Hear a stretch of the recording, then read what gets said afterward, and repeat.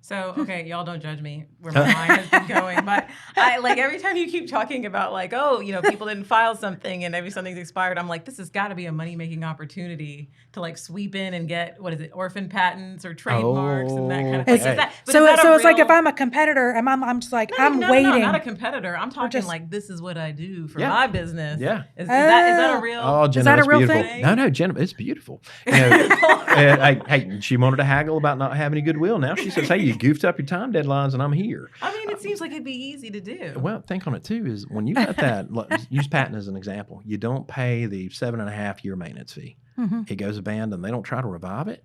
Hey, if you're a competitor in that area, they gave up. Hold still, y'all making me do math on a Tuesday afternoon. It was 12 and a half. It took me a little bit. But they had 12 and a half years of patent term that they could have used to create a monopoly. Like, Jenna, they could have kept you out of the market. Mm-hmm. If they don't pay it, you can do whatever you want to with the info in that patent. Mm-hmm. And so, yes, it is kind of their hanging. Trademarks, I've kind of played that game myself. You will have clients come in and say, hey, I want a mark. If we find a similar one, one thing we do, and the trademark office will show you this, you can look to see what its maintenance deadlines are. Mm-hmm. Say, hey, do you owe a fee? Like sometimes you'll say, oh, it's 10 years out. I'm like, yeah, we can't wait on that one. But I've had clients lucky enough to be like, we will see that there's been a mark that the fees are owed on. They haven't been paid yet. There is a finite date. Yeah. And they'll come in. And we will sit there and just kind of bide our time, or we'll time filing the application so that we're like, hey, at some point during our prosecution history, if they don't pay this fee, you're good. Now, if they do pay it, then here we are thinking, do we reach out to these guys for a coex?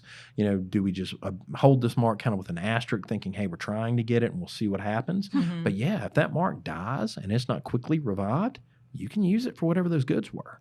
Wow. So now granted, you've got that same worry of, hey, is there an existing company that's going to hit me with the C&D letter? So you kind of have to always like look behind your back. Oh, of course. Yeah. I was actually thinking something even more nefarious, like sort of like I ransom. love the word. By the way, that's one of my favorites. Keep going. Well, I was thinking like ransom. I mean, if you could just casually keep track of those things and hold them for ransom after they expire, is that almost like how people do with domains of Oh, they wait for domains, the trolls, and then they buy it and they're like, you want your name back?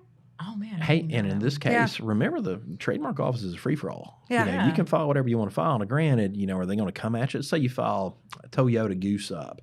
And they let the Toyota brand name for cars fail. They used LegalZoom. LegalZoom didn't contact them. It went dead. And so Toyota's like, I don't think we'd ever use LegalZoom. Then now they're calling somebody to make sure we're not using them right. So, but they lost it. So Jenna was like, hey, you know what? I've got an intent to make a car line. I'm going to call it Toyota. And lo and behold, this trademark that would have blocked me is now gone. Mm-hmm. So yeah, can you try that? You can. But is Toyota really going to put up with that? Probably not. And that you might bring down the wrath of an angry titan on you if you do that. But if you're small entrepreneurial and somebody does it, do you really want to rank up somebody else's legal department on this? The safest, and pay the bills and all that. Yeah, assuming they have one. Right. Because, a lot of the times that our entrepreneur friends go out and do this is it's on the cheap. And nobody's warned them that, hey, hello, Chaos. To listen to the podcast, go to hellochaospodcast.com or wherever you like to listen or watch your favorite podcast.